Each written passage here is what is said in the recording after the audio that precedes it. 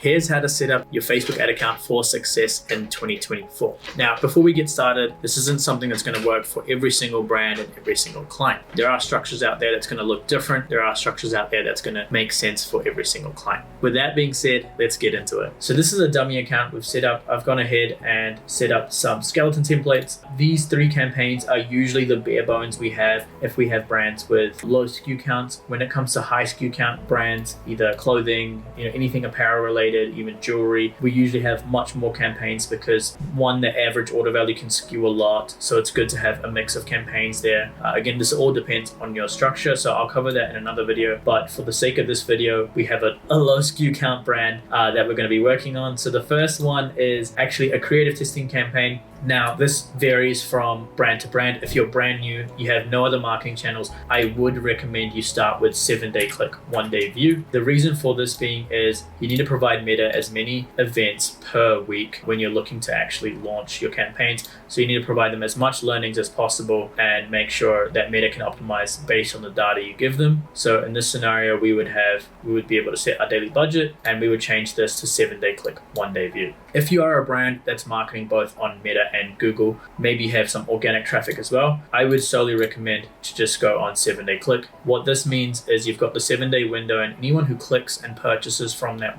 time window, it will get attributed to Facebook, and it's only based on clicks only and not view. The problem you'll face if you have view through on is Meta will start to optimize on that view through number, and it becomes very difficult on the marketing end to know what campaigns are driving the most efficiency, both in terms of new customer acquisition as well as blended acquisition. So let's leave that as 7-day click only for the sake of this example. Another thing I would look into adding here is making sure we've got our exclusion set up. So especially when you've got an ABO, even a CBO, you want to make sure you're adding your audience exclusions. So anything from customer lists, I like to upload Klaviyo lists and have it automatically pulls a new customer list. And then you also want to make sure you're including things like website visitors or website purchases, depends how deep you want to go. But when you're in a new brand, you might not have this data information. But if you're a brand that's spending maybe $500 a day, $1,000 a day, whatever it may be, you will have this information. So go ahead and upload it and make sure you exclude as many existing customers as possible. What this will allow you to do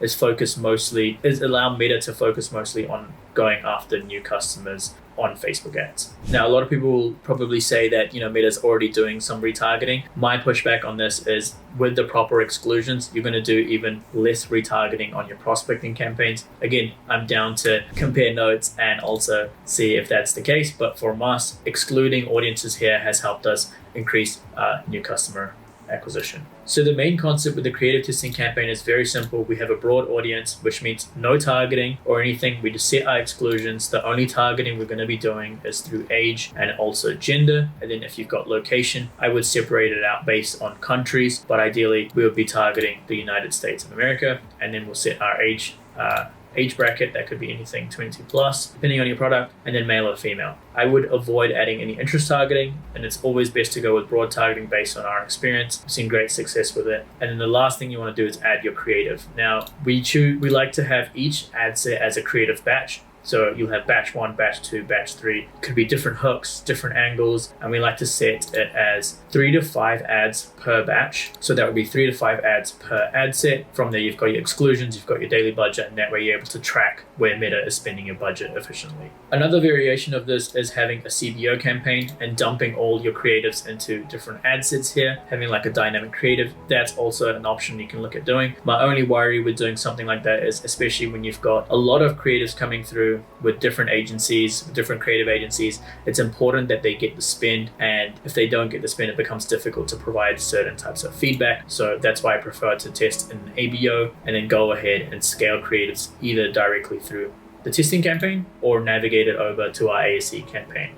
Now, the scaling approach comes in 2 ways. It's either we bump it up in 19% increments, so make sure it stays in the learning phase, or we go ahead and simply add it into our ASE campaign. Now, the best way to add it is either directly through the available options here, or I would recommend is getting the post ID and making sure you add it directly here through an existing post. Now, what this will do is it helps keep the comments and the social proof from the ad and directly pulls it here, and you can allocate spend on the ad set level on ASE campaigns. Now, the scaling process is very simple. All we do is every 3 to 4 days, if we see ads that perform well in the ABO testing, we go ahead and navigate over straight into our ASC campaign and let it spend its daily budget. The main difference between the ASC campaign and creative testing is you can have up to 50 creatives in that one particular ad set. We usually like to have 8 to 10 creatives. I think that's usually the sweet spot. And we like to allocate an existing customer budget cap. So in this scenario, I'm not quite sure what it's grayed out. Maybe it's a test account, but we usually like to click on it and make sure it's at a 0% cap. We don't want it to spend on existing customers and only target new customers. So now once you've got the creative testing campaign set up, you've got the scaling campaign set up, you've got one more campaign you can go ahead and set up. Now, this is something we like to use for efficiency purposes. Some people run ad accounts solely off cost caps. That's great. If it works for you, that's amazing. In our scenario, we like to use it for efficiency. So the last campaign we've got here is a cost cap campaign. This usually helps us a lot with efficiency. So anything from Friday, Saturday, Sunday, we usually see a lot of our cost cap campaigns spend quite efficiently throughout those days. How this would work is you set up a CBO, you add all your top performing creative that's in your Advantage Plus campaign. You go ahead and change your bid strategy here from highest volume to cost per result. What this will do is it lets you choose the exact bid you want to go for. So in this scenario, how we like to set the cost per result is usually 10 to 15% above the target CPA. What this will allow us to do is it gives enough room for Meta to actually spend majority of our budget. Now, when we actually also set up the budgets, we don't want Meta to spend the full budget because that means our cap isn't actually set correctly. And in that instance, we would lower our cost per result to make sure Meta actually spends probably 70% of the budget. That's usually an ideal space we want to be at. So once that's set, you can go ahead and add all your usual exclusions and then make sure it's set up as CBO, and then you're ready to go. Meta will start spending where it seems